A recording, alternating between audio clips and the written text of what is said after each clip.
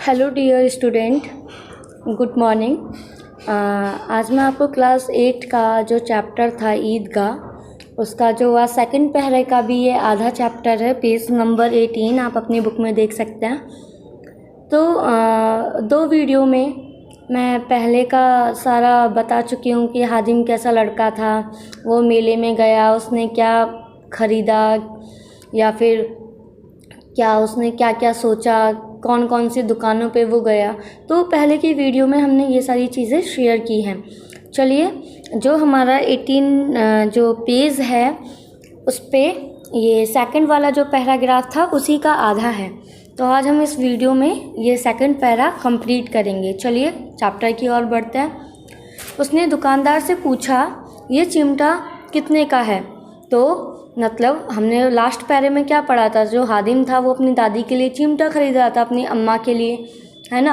अब वो मन ही मन सोच रहा था कि जब मैं चिमटा लेके जाऊंगा तो दादी मेरी कितना खुश होंगी या फिर मुझे कितनी दुआएं देंगी। तो इस तरीके से उसने दुकान से पूछा ये चिमटा। अब वो ये सारी अपने इमेजिनेशन के बाद वो गया सीधे दुकान पे, उसने पूछा कि चिमटा कितने का है? 6 पैसे लगेंगे। दुकानदार ने बोला 6 पैसे लगेंगे। हादिम का दिल बैठ गया, फिर भी बोला ठीक ठीक बताओ। ठीक ठीक 5 पैसे लगेंगे, लेना हो तो लो, नहीं तो चलते बनो। हादिम ने कलेजा मजबूत करके कहा 3 पैसे लोगे? और कहकर वह आगे बढ़ गया कि दुकानदार की घुड़कियां ना सुने। लेकिन दुकानदार ने घुड़कियां नहीं दी, बुलाकर चिमटा दे दिया। मतलब जो दुकानदार था वो इसको 3 पैसे में चिमटा देने के लिए रेडी हो गया। हादिम ने उसे इस प्रकार कंधे पर रखा मानो बंदूक है। फिर शान से अकड़ता हुआ सिंगलियों के पास आया। जरा सुने सबके सब क्या आलोचनाएं करते हैं। मौसिम ने हंसकर कहा, यह चिमटा क्यों लाया पगले, इसका क्या करेगा? हादिम ने चिमटे को जमीन पर पटक कर कहा, जरा अपना भिस्ती जमीन पर गिरा दो, सारी पसलियां चूर चूर हो जाएंगी। मतलब वो अपने चिमटे से कंपैरिजन भिस्ती का कर रहा था। अब वो ये कह रहा था कि ये चिमटा देखो कितना अच्छा है। उसने उस चिमटे को बंदूक की तरह अपने कंधे पे टांग रखा था और अपने दोस्तों को दिखा रहा था। ठीक है, तो उसने कंपैरिजन करके कहा कि देखो, मैं अगर अपना चिमटा ज़मीन पर पटकूंगा तो ये नहीं टूटेगा और तुम्हारा भिस्ती तो पसलियाँ ही चूर चूर हो जाएंगी। महमूद बोला, तो ये चिमटा कोई खिलौना है? हामिद ने कहा, खिलौना क्यों नहीं है, अभी कंधे पर रखा बंदूक हो गई, हाथ में लिया फ़कीरों का चिमटा हो गया, चाहूँ तो इससे मंजीरे का भी काम ले सकता हूँ। उसने उस चिमटे के बहुत सारे तरीके बता दिए। उसने बोला कंधे पे रखूँगा तो ये बंदूक का काम करेगा, हाथ में ले लूँ तो ये मंजीरा बन जाएगा, और एक चिमटा जमा दूँ तो तुम लोग के सारे खिलौनों की जान निकल जाए। उसने बोला अगर एक ये चिमटा तुम्हारे खिलौनों में अगर मैं मार दूं एक बार तो तुम्हारे सारे खिलौनों की जान निकल जाएगी। तुम्हारे खिलौने कितना ही जोर लगाएं, मेरे चिमटे का बाल भी बाका नहीं कर सकते। उसने ये बोला अगर तुम्हारे सबके खिलौने मिलके भी मेरे चिमटे का बाल भी बाका नहीं कर सकते, क्योंकि चिमटा तो लोहे का था और चिमटा टूटेगा नहीं, और जो खिलौने थे वो मिट्टी के थे। बहादुर शेर है मेरा चिमटा। उसने अपने चिमटे का मतलब दिखाते हुए कहा, जैसे बच्चे आपस में खेलते हैं तो वो दिखाते हैं ना, एक दूसरे को चिढ़ाते हैं। तो उसने कहा जो मेरा बहादुर शेर है मेरा चिमटा। सिम्मी ने खंजरी ली थी, प्रभावित होकर बोला मेरी खंजरी से बदलोगे? 2 आने की है। हादिम ने खंजरी की और उपेक्षा से देखा, बोला मेरा चिमटा चाहे तो तुम्हारी खंजरी का पेट फाड़ डाले, बस एक चमड़े की झिल्ली लगा दी। टप टप बोलने लगी, जरा सा पानी डाल लग जाए तो ख़त्म हो जाए। मेरा बहादुर चिमटा आग में, पानी में, आंधी में, तूफान में बराबर डटा रहेगा। मतलब उसने अपने चिमटे का कंपैरिजन किससे कहा? कह रहा आंधी, बारिश, इन सब से कहा। कि मतलब मेरा अगर चाहे आंधी आ जाए, चाहे बारिश आ जाए, चाहे तूफान आ जाए, मेरा चिमटे का कुछ नहीं बिगाड़ सकता। चिमटे ने सभी को मोहित कर लिया, लेकिन अब पैसे किसके पास धरे हैं। फिर मेले से दूर निकल आए हैं। 9 कब के बज गए। धूप तेज हो रही है। घर पहुंचने की जल्दी है। बड़ों से जिद करे तो भी चिमटा नहीं मिल सकता। हादिम है बड़ा चालाक, इसलिए बदमाश ने अपने पैसे बचा रखे थे। मतलब उनको अपने खिलौने इस चिमटे के आगे बिल्कुल भी अच्छे नहीं लग रहे थे, क्योंकि हादिम ने अपने चिमटे की इतनी तारीफ़ कर दी थी। ठीक है, वो बच्चे भी चिमटा लेना चाहते थे, तो उन्होंने सोचा कि हमारे पास तो पैसे भी ख़त्म हो गए हैं और हम लोग मेले से बहुत दूर भी आ गए हैं और अब धूप भी बहुत हो गई है और अब बड़े से जिद करेंगे तब भी अगर हमें चिमटा नहीं मिलेगा। तो इस पैराग्राफ को अगर हम देखें तो हादिम इस पूरे पेज में हादिम अपने चिमटे का कंपैरिजन उन बच्चों के खिलौनों से करता हुआ दिखाई दे रहा है। चले नेक्स्ट पैरा देखते हैं। अब बालकों के 2 दल हो गए। मतलब अब चिमटे तो हादिम के पास था और बाकी बच्चों के पास खिलौने थे। तो अब इन बच्चों का जैसे होता है ना कि हमारे घर में ज़्यादा बहन भाई आ जाए तो हम लोग के भी ग्रुप्स बन जाते हैं, है ना। इसी तरीके से उन बच्चों के 2 दल हो गए। 2 दल हो गए। मौसिम, महमूद, सिम्मी और नूरे एक तरफ हैं और हादिम अकेला दूसरी तरफ। सशस्त्र हो रहा है।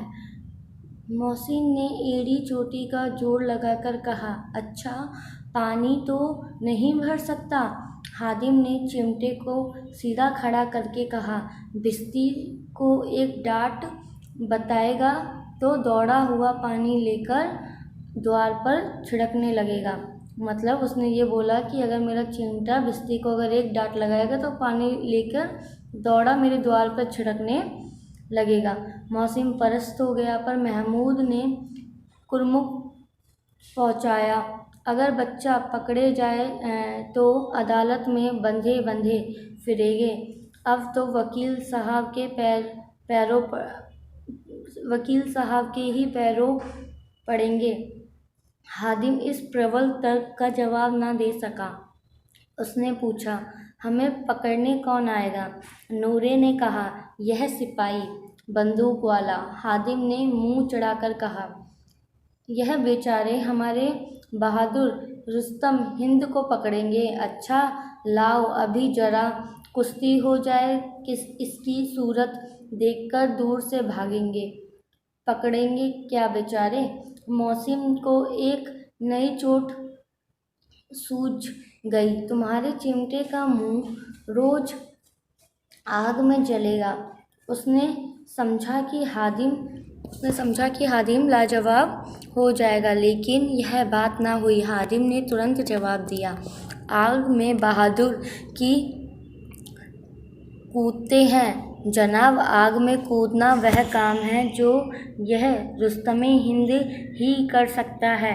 महमूद ने एक जोर लगाया, वकील साहब कुर्सी मेज़ पर बैठेंगे, तुम्हारा चिमटा तो बावर्ची खाने में ज़मीन पर पड़ा रहेगा। इस तर्क से सिम्मी और नूरे को भी सजीव कर दिया। कितने ठिकाने की बात कही है पट्टे ने। चिमटा बावर्ची खाने में पड़े रहने के सिवा और क्या कर सकता है। हादिम को कोई फड़कता हुआ जवाब न सूझा तो उसने धुंधली हुई कि मेरा चिमटा बावर्ची खाने में नहीं रहेगा। वकील साहब कुर्सी पर जाकर बैठेंगे तो जाकर उन्हें ज़मीन पर पटक देगा और उनका कानून उनके पेट में डाल देगा। बात कुछ बनी नहीं, खासी गाली गलौज थी। कानून को पेट में डालने वाली बात छा गई, है ना। ये बच्चे क्या कर रहे थे, खिलौने से चिमटे का कंपैरिजन करके और सिर्फ नॉर्मली एक दूसरे से बहस कर रहे थे। ठीक है, ऐसी छा गई कि तीनों सुरमा मुंह तकते रह गए, मानो कोई ढेलचा कनकौवा किसी गांडे वाले कनकोए को काट गया हो। कानून मुंह से बाहर निकालने वाली चीज़ है उसको पेट के अंदर डाल दिया जाए। बेतुकी सी बात होने पर भी कुछ नयापन रखती है। हामिद ने मैदान मार लिया। उसका चिमटा रुस्तमे हिंद है। अब इसमें मौसी, महमूद, नूरे, सिम्मी किसी को भी आपत्ति नहीं हो सकती। मतलब सब लोगों ने ये चीज़ मान ही ली थी कि चिमटा उनके खिलौनों से ज़्यादा बेहतर है। क्यों ऐसा उन बच्चों को लगा? क्योंकि हादिम ने अपने चिमटे को लेके तर्क इतने अच्छे अच्छे दिए थे, है ना। अगर हम अपनी चीज़ की ज़्यादा तारीफ़ करने लगे और सामने वाले की चीज़ कितनी भी अच्छी हो, है ना, लेकिन तब भी अगर उसने अगर आपकी चीज़ की तारीफ़ सुन ली तो उसको डेफिनेटली आपकी चीज़ ज़्यादा अच्छी लगने लगती है अपनी चीज़ से। तो इसलिए सब लोगों ने मान लिया। विजेता को हारने वालों से जो सत्कार मिलना स्वाभाविक है वह हादिम को भी मिला। औरों से 3-3 4-4 आने खर्च किए पर कोई काम की चीज़ ना ले सके। हादिम ने 3 पैसे में ही रंग जमा लिया। सच ही तो है, खिलौनों का क्या भरोसा, टूट फूट हो जाएंगे। हादिम का चिमटा बना रहेगा बरसों, है ना। लोग मतलब बच्चों ने ये चीज़ मान ली थी कि जो हादिम का चिमटा है वो बरसों बना रहेगा और हमारे खिलौने टूट जाएंगे। संधि की शर्त तय होने लगी। मौसिम ने कहा, जरा अपना चिमटा दो, हम भी देखें। तुम हमारा भिस्ती लेकर देखो। महमूद और नूरे ने भी अपने अपने खिलौने पेश किए। मतलब अब ये बच्चे क्या करने लगे, चिमटे के बदले खिलौने। और पहले तो ये लोग हादिम को ना खाने के लिए पूछ रहे थे ना खिलौने उसको हाथ में दे रहे थे, लेकिन अब वो लोग हादिम के आगे शर्त रखने लगे कि अगर तुम अपना चिमटा मुझे दिखाओगे तो मैं अपना भिस्ती, अपना सिपाही, अपना और भी बाकी खिलौने एक दूसरे के साथ एक्सचेंज करने लगे। हादिम ने हारने वालों के आंसू पोंछे। मैं तुम्हें चिढ़ा रहा था, सच। ये लोहे का चिमटा भला इतने खिलौने की क्या बराबरी करेगा मालूम होता है। अब बोले। ठीक है। हादिम ने हारने वालों के, जब वो लोग हार गए, अपने अपने खिलौने उसको देने लगे तो उस बच्चों ने, उस हादिम जो बच्चा था उसने अब खिलौनों को हाथ में लिया और हाथ में लेके उनकी प्रशंसा की। लेकिन लास्ट में जाके हादिम ने अपने दोस्तों के आंसू पूछे और उनको बोला कि मेरा चिमटा इन खिलौनों की क्या बराबरी कर सकता है। वो तो वो तो सिर्फ एक लोहे का है, भला इनकी खिलौने की क्या बराबरी। मालूम होता है ये खिलौने तो ऐसा लगता है जैसे अभी बोले। चलिए नेक्स्ट पन्ना देखते हैं। लेकिन मौसिम की पार्टी को इस दिलासे से भी संतोष नहीं होता। ठीक है। बाद में जब हादिम ने बोल दिया कि मेरे चिमटे की तुम्हारे खिलौनों के आगे कोई वैल्यू नहीं है, तब भी मौसिम की जो पार्टी थी जिसमें नूरे, महमूद, सिम्मी, है ना, ये सारे लोग थे, उन लोगों को तब भी संतोष नहीं होता। चिमटे का सिक्का खूब बैठ गया था। मतलब चिमटे का जो तारीफ थी, है ना, वो इन बच्चों के मन में बैठ गई थी। चिपका हुआ टिकट पानी से नहीं छूट रहा है। ठीक है। ऐसा लग रहा था जैसे कि चिपका हुआ टिकट पानी से नहीं छूट रहा है। मौसीन, लेकिन इन खिलौनों के लिए कोई हमें दुआ तो नहीं देगा। तो जैसे कि हादिम अगर चिमटा लेके अपनी अम्मा के पास जाएगा तो उसकी अम्मा क्या करेगी, उसको दुआएं देगी, है ना। लेकिन इन खिलौनों को देख के तो उन लोगों को कोई दुआ नहीं देगा। तो महमूद कहता है, तुम दुआ के लिए फिरते हो, उल्टे मारना पड़े। मतलब महमूद ये कहता है तुम्हें दुआ चाहिए, कहीं ऐसा ना हो कि घर जाके हमारी पिटाई पड़े। अम्मा ज़रूर कहेंगी कि मेले में बस मिट्टी के ही खिलौने तुम्हें मिले। हामिद को स्वीकार करना पड़ा कि खिलौनों को देखकर किसी की माँ खुश ना होगी। मतलब हादिम ने ये बात मान ली कि खिलौने देख के किसी की अम्मी या माँ इतनी खुश नहीं होगी जितनी दादी चिमटे को देखकर होगी। 3 पैसों ही में उसे सब कुछ करना था और उन पैसों के इस उपयोग पर पछतावे की बिल्कुल ज़रूरत ना थी। जैसे कि कभी कभी होता है ना, हम लोग पैसे खर्च कर देते हैं और उसके बाद हम लोग पछताते हैं कि अरे यार हमें इस चीज़ की ज़रूरत नहीं थी लेकिन हमने तब भी ले ली। इसी तरीके से जब हामिद ने चिमटा खरीदा तो उसको बिल्कुल भी पछतावा नहीं था। फिर अब तो चिमटा रुस्तमे हिंद है और सभी खिलौनों का बादशाह। उसने बोला, ये चिमटा अब तो बाकी सारे खिलौनों का बादशाह है। रास्ते में महमूद को भूख लगी। उसके बाप ने केले खाने को दिए। महमूद ने केवल हादिम को अपना साझी बनाया, मतलब महमूद ने सिर्फ हादिम को अपना साथी बनाया केले खाने के लिए। उसके अन्य मित्र मुँह ताकते रह गए। अब भाई उसके पास चिमटा था, ठीक है, होता है ना, जिसके पास अच्छी चीज़ होती है हम भी दोस्ती उसी से रखते हैं। तो इसीलिए महमूद ने, जब उसके बाप ने उसको केला खाने के लिए दिया तो उसने सिर्फ अपना साथी हादिम को बनाया, और जो बाकी मित्र थे वो सारे उसका मुँह ताकते रह गए। यह उसे चिमटे का प्रभाव था। ये सिर्फ ऐसा नहीं था कि हादिम के लिए उसने ऐसा किया हो, नहीं, क्योंकि जब वो लोग रसगुल्ले अलग अलग तरह की मिठाइयाँ खा रहे थे तब भी उन लोगों ने हादिम को नहीं पूछा था। तो ये तो सिर्फ चिमटे का कमाल था। तो ये स्टोरी आपको इतनी समझ में आई। कल जो 3rd वाला पैरा है आपको दिख रहा है इस बुक में, वहाँ से हम लोग कल की वीडियो में पढ़ेंगे, ठीक है। तो इस स्टोरी से आपने क्या पढ़ा कि जो हादिम था पहले तो वो चिमटा लाया, फिर उस चिमटे से उन लोगों ने उन खिलौनों की बराबरी की। बराबरी करने के बाद फिर वो लोग 2 ग्रुप में बट गए।